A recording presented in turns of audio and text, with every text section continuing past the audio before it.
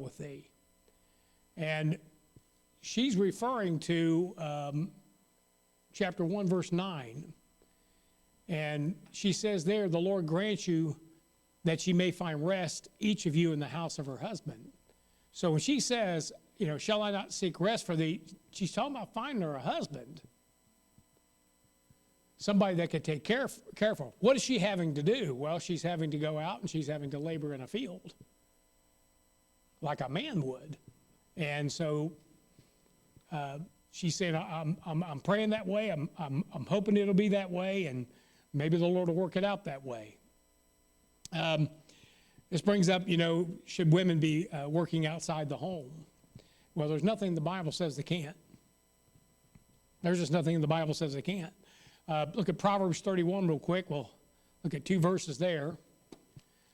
And it says about Ruth, he's going to tell her that he knows that she is a virtuous woman.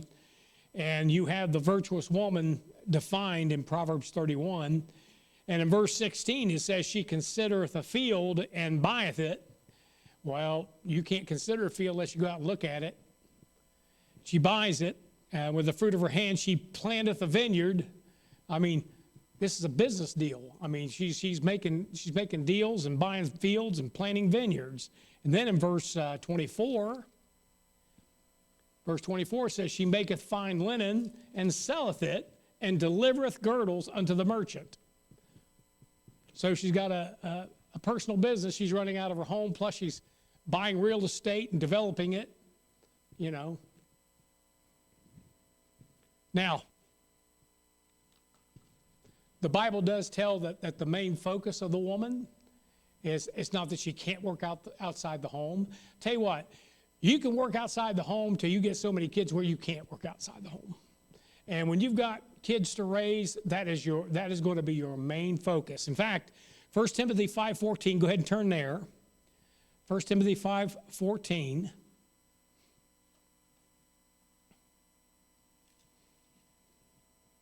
Here's what Paul says the focus is, speaking by the Spirit of God. 1 Timothy 5:14, I will therefore that the younger women marry, bear children, guide the house, give none occasion to the adversary to speak reproachfully.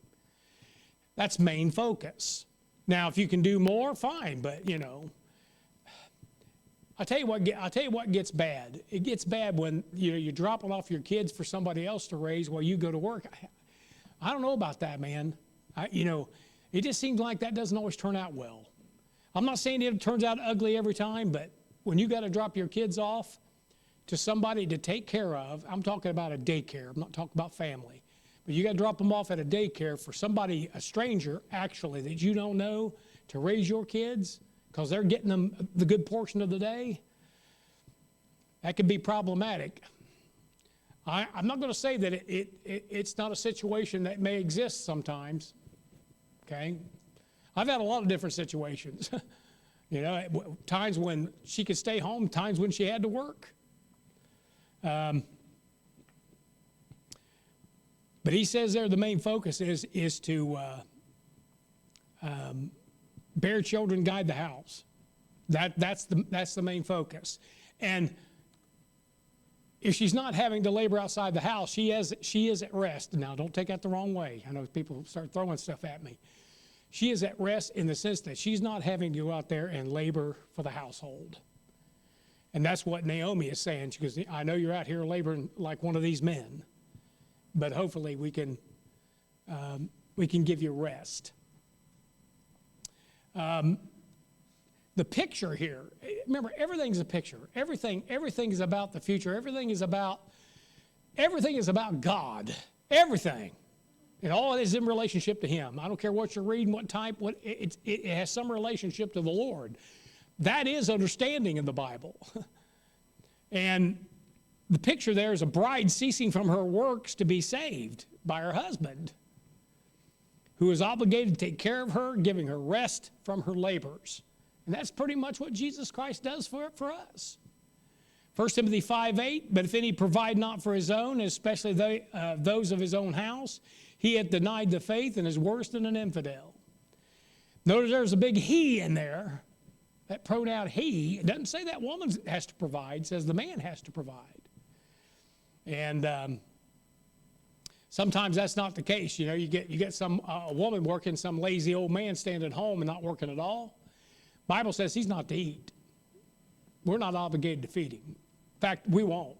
If you walk disorderly like that and refuse to work, we won't feed you. We might feed your kids, might feed your wife. We'll sneak them something, but we won't give you nothing. You know, we'll watch you pine away and die if that's what you want to do. But I've never seen a man starve to death because he wouldn't work. I've seen him play, we'll work for food. Yeah, we'll get in the back of the truck. I got tons of work. They'll never get in the back of your, they'll never, I've always said, yeah, I got some work. Can you spare a couple hours? It's just a sign, man. It's just a sign. It's okay. And I know, if you give them $5 in the gospel tract, maybe they'll read the gospel tract. Yeah, well, maybe. If I was that guy, and I didn't care nothing about God, I'd have them gospel tracts plastered all over a suit coat or something, and I'm a Christian, help me. They're grifting. Look at Matthew chapter 11. So the man has an obligation to take care of his home. I've worked 2 jobs. Actually, with this one, be 3 jobs.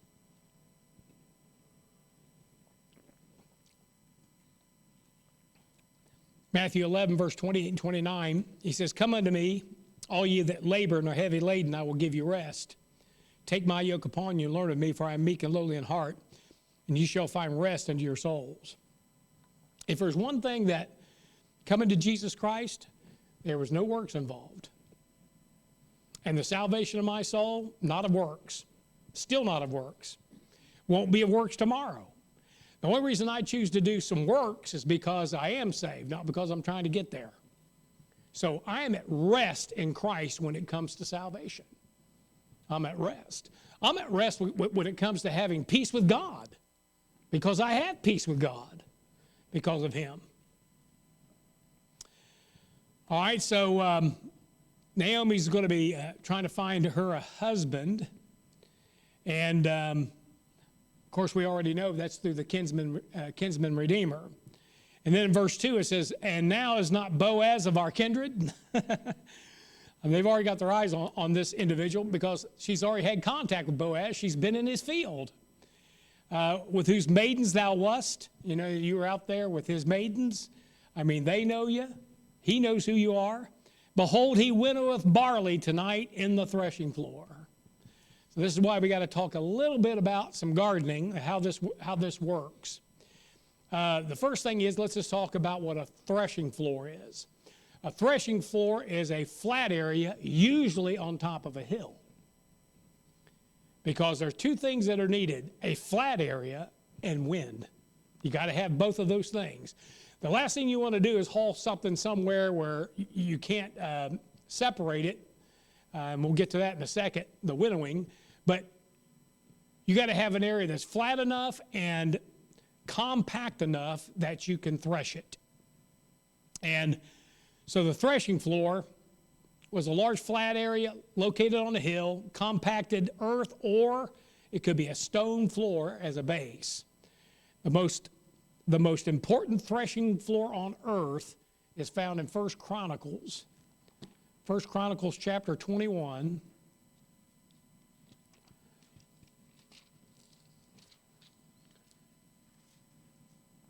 Look at verse 15.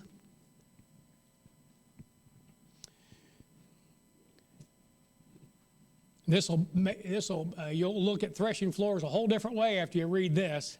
"And God sent an angel into Jerusalem to destroy it. And as he was destroying, the Lord beheld, and he repented him of the evil, and said to the angel that destroyed, It is enough." And there's a reason. All of a sudden, God comes to this one certain place and stops dead in his tracks and says, "Hey, that's enough. That's enough. Let it go. It is enough. Stay now thine hand." And the angel of the Lord stood by the threshing floor of Ornan the Jebusite. Now, from our studies of who occupied Jerusalem before David and them got there was the Jebusites. They took it from the Jebusites. Well, evidently they didn't run them all out, because we got a fella here that's got a threshing floor that's not too far from Jerusalem itself, or right there at Jerusalem. And that's where the angel of the Lord just stopped killing folks. And in verse 16, and David lifted up his eyes and saw the angel of the Lord stand between the earth and the heaven, having a drawn sword in his hand, stretched out over Jerusalem. Then David, the elders of Israel, who were clothed in sackcloth, fell upon their faces. And David said unto God, is it not I that commanded the people to be numbered? Even I it is that have sinned and done evil indeed. And as for these sheep, what have they done? Let thine hand, I pray thee, O Lord my God, be on me and on my father's house, but not on thy people, that they should be plagued. And the angel of the Lord commanded Gad to say to David that David should go up and set up an altar unto the Lord in the threshing floor of Ornan the Jebusite. David went up at the saying of Gad, and he spake in the name of which he spake in the name of the Lord. And Ornan turned back and saw the angel, and his 4 sons with him hid themselves. Now Ornan was threshing wheat. So he's up on top of this hill in this flat space, and he's threshing his wheat. And as David came to Ornan, Ornan looked and saw David, and went out of the threshing floor and bowed himself to David with his face to the ground. Of course, after seeing that angel of the Lord with the sword drawn, you can kind of understand why he's bowed to the ground. Then David said unto Ornan, grant me the place of this threshing floor, that I may build an altar therein unto the Lord, and thou shalt grant it me for a full price, that the plague may be stayed from the people. And Ornan said unto David, take it to thee, and let my lord the king do that which is good in his eyes. Lo, I give thee the oxen also for burnt offerings, and the threshing instruments for wood, and the wheat for the meat offering. I give it all. And David said to Ornan, nay, but I will verily buy it for the full price, for I will not take that which is thine for the Lord, nor offer burnt offerings without cost. Did you get that? Anytime you do something for God, it's not going to be without cost, or it's no good. And the other thing was that to this day, they're trying to claim back this portion of property, and David's got the bill of sale right here. You know what he's talking about. He's talking about the Temple Mount. That's the threshing floor of Ornan the Jebusite. Where that temple's going to be in the millennium, and the one they're going to build in the tribulation, I guess. But that flat area right now, it's got that the mosque and the Dome of the Rock. Thank you. Those two things, that was Ornan's threshing floor. That was that flat area, and that hill that it was on, that's where it was. And that's where the angel of the Lord stopped. You know why? Because not far away from there is Mount Calvary. I don't know exactly where, but it was somewhere in that very area, just outside the gate. And the Lord came to that and said, hold up. Hold up. So David buys it from him and builds an altar there and offers a sacrifice, and it calms things down. The killing stops. And of course, we know what that meant for us as far as Mount Calvary. But that's the most important threshing floor on earth right there. Not a greater one than that. All right, so they're threshing barley, okay? They've finished gathering all the barley, and they're not threshing, they're winnowing. They've already threshed it. Now here's what that means. They take a large board, and they stud it with rocks and steel, pieces of steel. It could even be glass. I've heard that they use glass too, or pottery or whatever. But it could be anything that's used to they would drag it over the stalks, the sheaves. They would just keep dragging it over, and it would just rip those kernels loose and pull them and cause them to be ripped out of there, and they would fall to the ground. Of course, it would just shred everything, really. But those kernels are small enough that it didn't really hurt them, but boy, it tore the sheaves up. And that's how they threshed it. That was a threshing instrument. And of course, they had to have oxen that pulled it.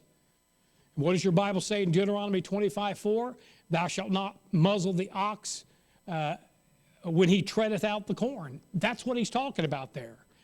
I mean, I'm thinking you got these oxen in the field. They're not in the field. They're at the threshing floor. We have modern tractors that do all this in one pass. I mean, they literally, it just, it not only cuts it and throws it up in there, but it loosens all the grain and shoots it over into another truck that rides alongside. And I mean, it does all that. It doesn't, but back in the day, when they had to do it like this, they just took it up to the threshing floor, but they didn't want to have to carry it here and there to do everything. So at least two operations are done on this corn, if you will, or kernels, whether it be wheat, barley, maize, or some of the other ones, I guess. They were performed two of these operations, and the first one was to thresh it, where the oxen rode over it. They're getting ready to winnow it, because that's what it says. He says that, behold, he winnoweth barley tonight in the threshing floor. Now, let me get one more verse before we talk about winnowing. Look at Isaiah 41.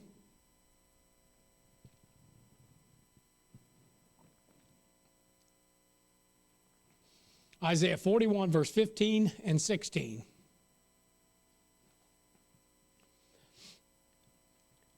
All this, like I say, everything's a picture. And this is a bigger picture of something that's going to happen in the future. And of course, it's spiritual. It's not something physical like this. I mean, it's going to be physical, but it's going to be it's going to deal with men, not with barley or wheat. He said, verse 15, behold, I will make thee a new sharp threshing instrument having teeth, and shalt thresh the mountains and beat them small, and shalt make the hills as chaff. Thou shalt fan them, and the wind will carry them away. There's your winnowing. And the whirlwind shall scatter them, and thou shalt rejoice in the Lord, and shalt glory in the Holy One of Israel. Well, I'm pretty sure he's talking about the second advent, where literally when he comes threshing through there, he levels the mountains as he goes along. And whatever's left of the people, remember, the Lord's not only connected with this threshing instrument, but he's also connected with the whirlwind in the Bible. God is connected with, he's in the whirlwind. And who's to say he's not blowing people everywhere? Anyway, well, we'll get back to that. So let's talk about winnowing. So after the kernels were loosened, evening would, it says tonight he's going to be winnowing. And the reason being is at nighttime, that's when the wind came off the Mediterranean. The Mediterranean is right to their west. And of course, anytime you're near, you've all been on beaches. You know how windy beaches are, man. At nighttime, the wind just starts coming in. It's just a continuous blast of wind.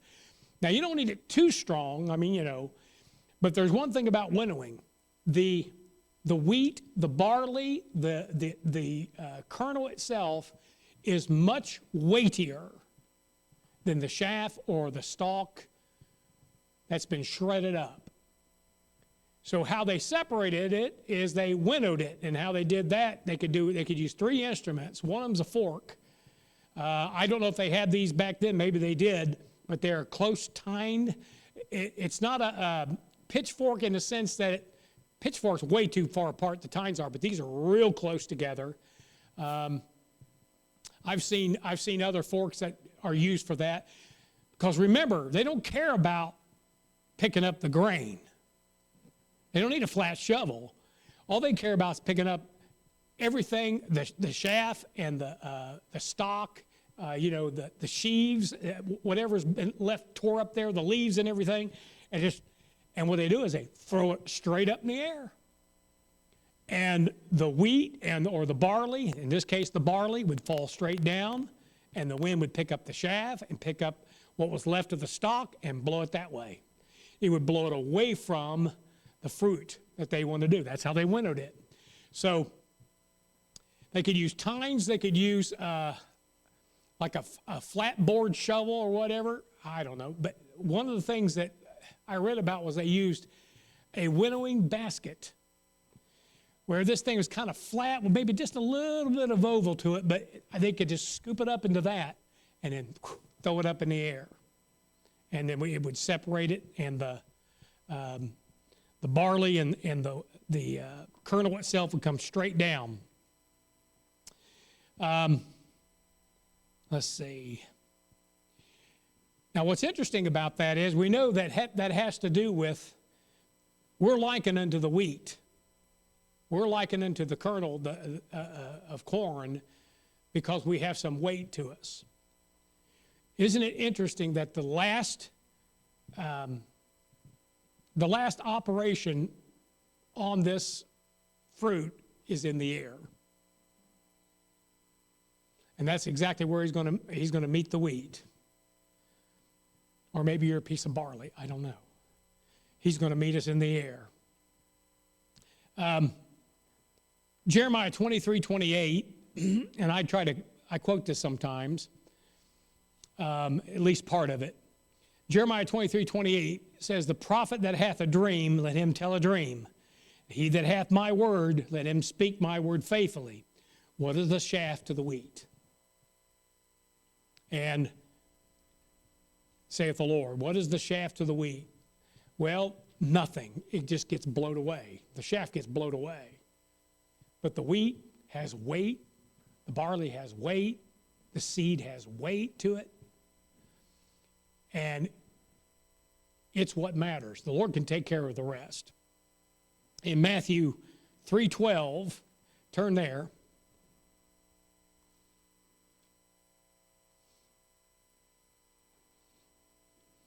Matthew 3:12, it says, and this may be what he's talking about, whose fan is in his hand, that may be the basket, like a lid, basket lid. Whose fan is in his hand, and he will thoroughly purge his floor. That's that threshing floor. And gather his wheat unto the garner, but he will burn up the chaff with unquenchable fire. I mean, eventually, it's not like it blows it a mile away. All it has to do is separate it. So they still have to gather up the chaff and whatever's left of the stalk of the sheaves or whatever, and they gather it up to burn it. And then they've just got this pile of seed. But there's a greater picture here. Look at Daniel chapter 2.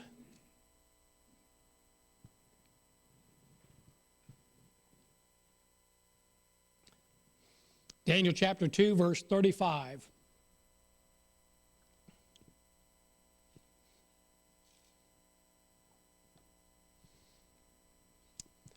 I will make mention when I talk about Deuteronomy 25:4, thou shalt not muzzle the ox that treadeth out the corn. Paul mentions that later on when he's talking about ministers, likening them to oxen. And he said, look, don't muzzle the ox that treadeth out the corn. In other words, while he's treading that corn, he should be able to eat of that corn. That was Paul's point. They that preach the gospel should live of the gospel. I mean, when you're out in your field, you're going to eat of your fruit. And this is his field. And he says, don't muzzle the ox. It's amazing. In other words, if you call me a big ox, I will understand. Just don't call me a big fat ox, okay?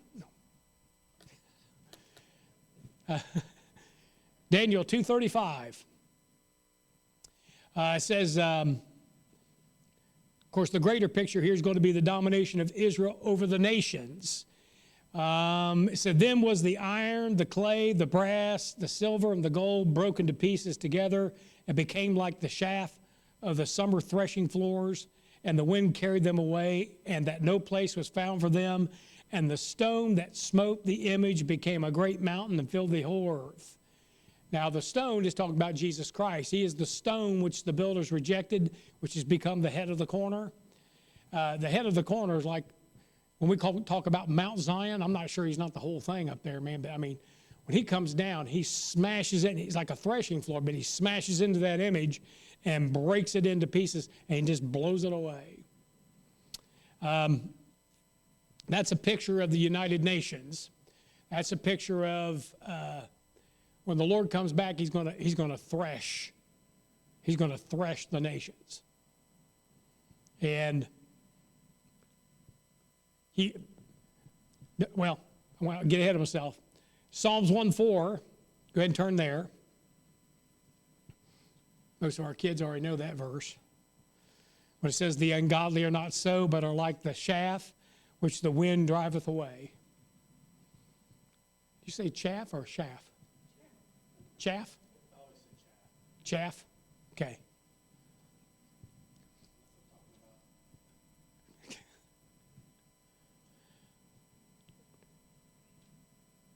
Then look at Matthew 13:30. There's a lot about this in the Bible, and that's the reason why I wanted to explain it, so at least you have a visual in your mind about what's going on, of how they thresh the wheat or the barley, and then how they winnow it. In Matthew 13:30, when talking about the good seed and all that stuff, he says, let both grow together until the harvest. And in the time of harvest, I will say to the reapers, this is important, gather ye together first the tares, and bind them in bundles to burn them, but gather the wheat into my barn. Now, they say, well, I think that's how folks have got this twisted around, that when we disappear, they're going to say that he gathered the tares. See, it says he gathered the tares first. Well, he said just gather the tares and bind them in bundles to be burned. Doesn't it say that? To burn them. Okay? But gather the wheat into my barn. Well, the UN was established October the 24th, 1945. God has been gathering the nations for 81 years. And he's binding them together. I mean, there's alliances going on all over the place. I heard that Turkey, Saudi Arabia, and somebody else. Pakistan. Turkey, Saudi Arabia, Pakistan just signed an alliance together. And they said it's not good for Israel. It said, and that alliance is this: if you attack one of them, you've attacked all three of them. Turkey's been very talking anti-Israel very much. So God's been gathering them together in bundles to be burned, or they will be burned, but he gathers his wheat into the garner or the barn. I think there's two different times it says one or the other. All right. Also, Matthew 13, if you're still right there, verse 37 to 40. It says, he answered and said to them, he that soweth the good seed is the Son of Man. The field is the world. The good seed are the children of the kingdom, but the tares are the children of the wicked one. The enemy that sowed them is the devil, and the harvest is the end of the world. And the reapers are the angels. Now, some of this has to do with tribulation. As therefore the tares are gathered and burned in the fire, so shall it be in the end of this world. So when you're thinking about that threshing and winnowing and that whole operation, God's going to do that on a worldwide scale against his enemies, but also saving the wheat, saving the good seed. I mean, one of these days he's going to blow the trumpet. We're going up. And you know what he's done? He's gathered the nations to be burned. Because that's the next thing that's going to happen, man. The Lord comes back, and what comes out of his mouth? Fire. And he's declared war on this earth. All right, so Naomi says to Ruth, wash thyself, therefore, and anoint thee, and put thy raiment upon thee, and get thee down to the floor, but make not thyself known unto the man until he shall have done eating and drinking. So, since they're taking care of the barley, she is now harvesting the wheat, or gleaning the wheat. Okay? Because we know that right after they're done with barley harvest, they go right into wheat harvest, because those two are right there together. And pretty much like runs all the way up into Pentecost. That'd be the time. And so she's told to wash herself and anoint thee. Put on some perfume and put some raiment on, probably put on some decent clothing. She's probably wearing breeches when she's out there in the field. Listen, she might be wearing breeches when she goes to this threshing floor, or at least something like that, a very, very long skirt. Why? Because of the wind. What is appropriate?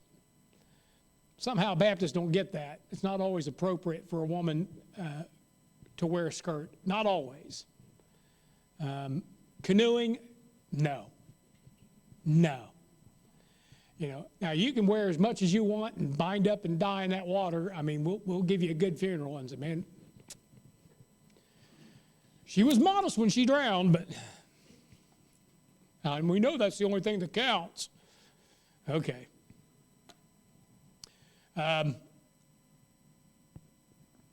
Verse 4, and it says, and it shall be when he lieth down, that thou shalt mark the place where he shall lie, and shalt go in and uncover his feet, and lay thee down, and he will tell thee what thou shalt do. And she said unto her, all that thou sayest unto me I will do. And she went down into the floor and did according to all that her mother-in-law bade her. And, when you're first reading this, when I first read it, I'm thinking, man, there was some hanky-panky going on here. What is going on? This ain't Christian. But it's got nothing to do with that. Nothing at all. And when you find out what it does have to do with, you're like, wow. So Ruth has come in from gleaning wheat. Boaz is busy at the threshing floor with processing the barley, winnowing it, the last step. So Ruth gets ready, throws on some perfume and some nicer clothing, and she's going to go there. And you got to remember, since this is the last stage of taking care of this barley, is winnowing it. They ate well. It was more of a celebration. I mean, it was harvest. It's like Thanksgiving. And so she's going there to be a part of that, but she's going incognito. She's not going to show herself to Boaz till after he's completely done eating. In fact, we find out it's a little bit later than that. So she's instructed to go to the threshing floor, but not show herself to Boaz till he has eaten his supper and lied down. And of course, I talked about the meals, the celebration. Here's something else. Ruth was to mark where Boaz would lie down. And I thought, well, it's dark. We find out it's midnight, at least when he wakes up. I mean, it's dark so she doesn't make a mistake. She finds out where his stuff is, his gear is, recognizes that's his stuff, and then she marks it somehow to where she knows where he's at, okay? And because, wake up some old toothless fellow like, I'll redeem you. I don't know. Anyway, so Ruth was to mark where Boaz would lie down. She was to lie down at his feet and remove his shoes. It says uncover his feet. She was to remove his shoes. You said, well, why would she do that? Well, I'm going to tell you. Look at Deuteronomy chapter 25.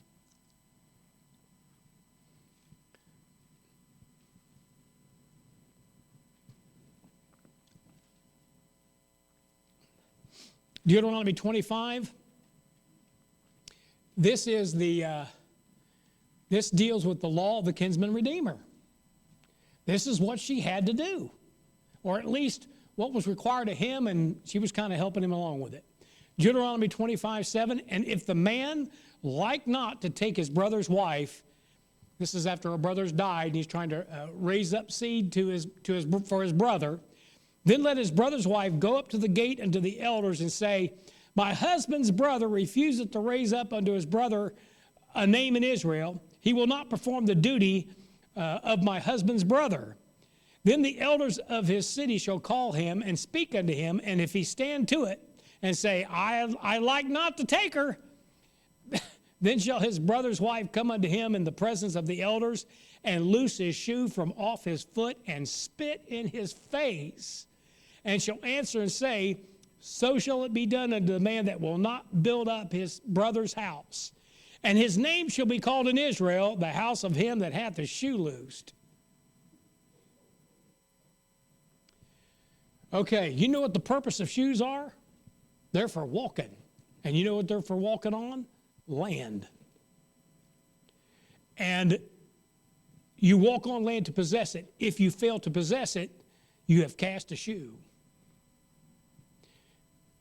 I imagine there's nothing more embarrassing or humiliating to a Jew before another Jew that they have failed to possess property because they wouldn't raise up seed to this brother's wife.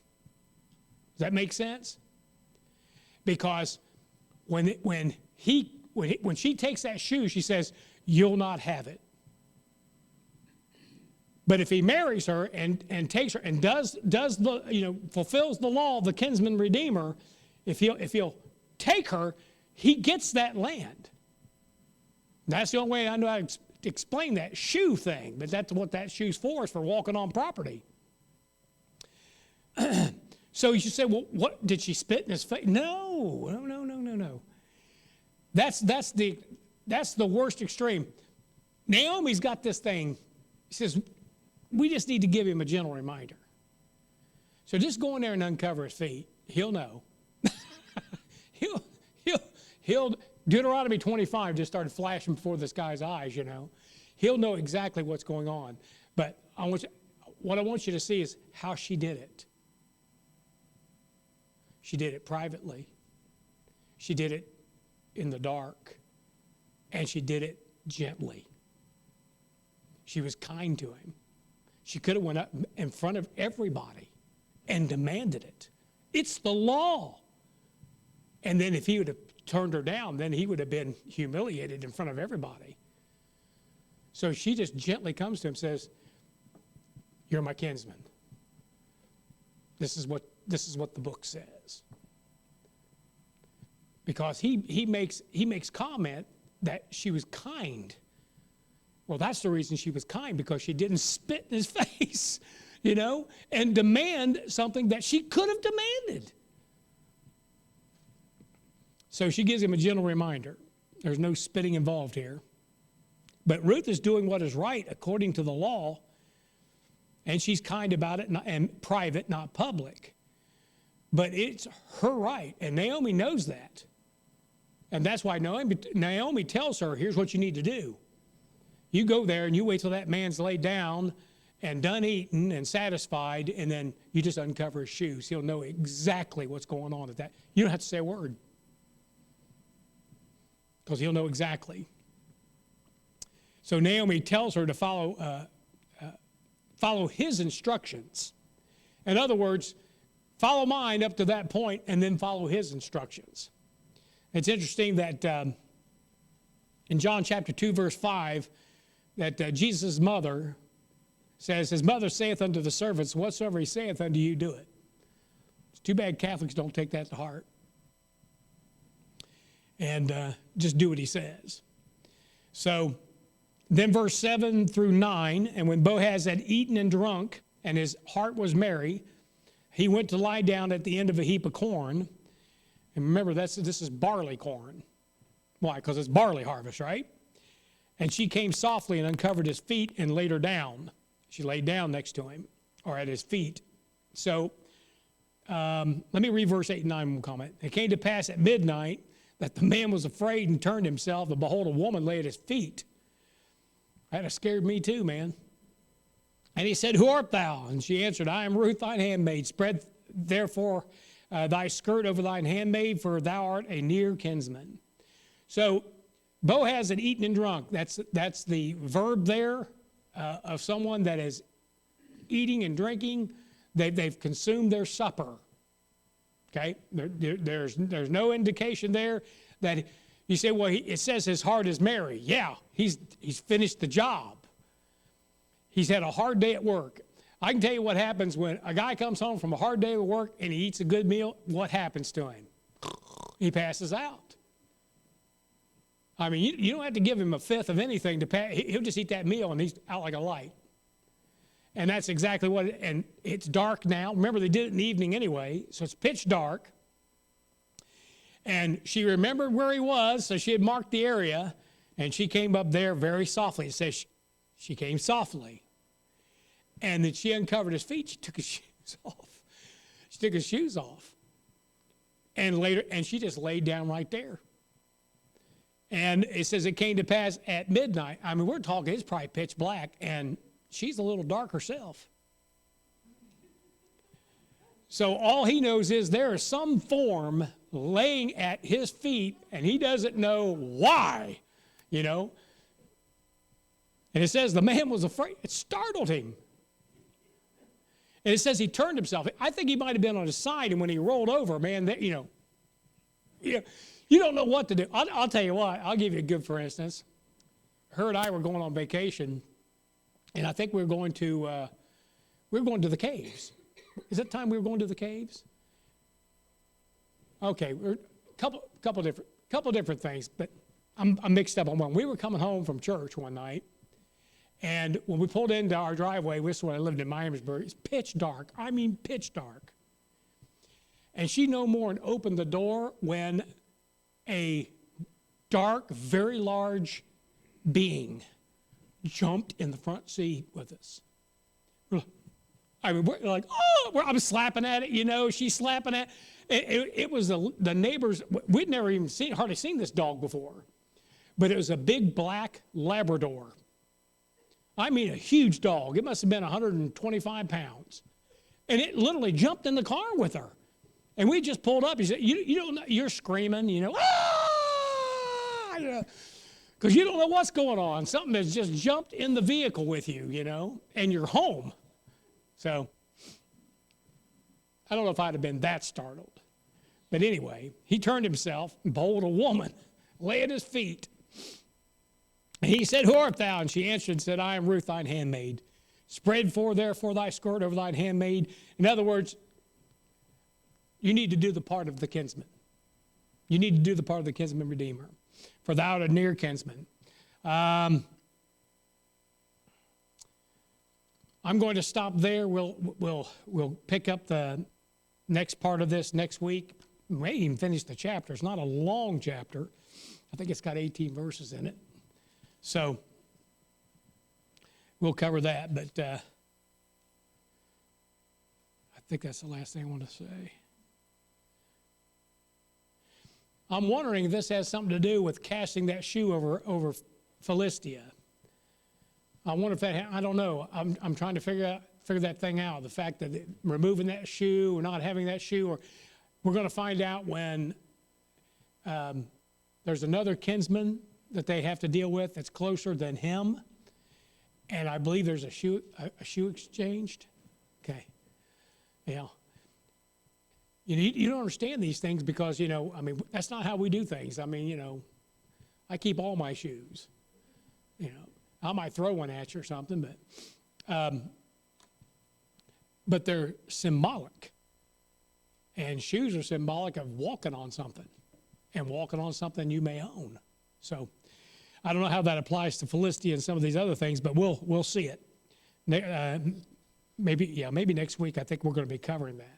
Okay, are there any questions about what we covered tonight? Get done here about 8 and take some prayer requests. Huh?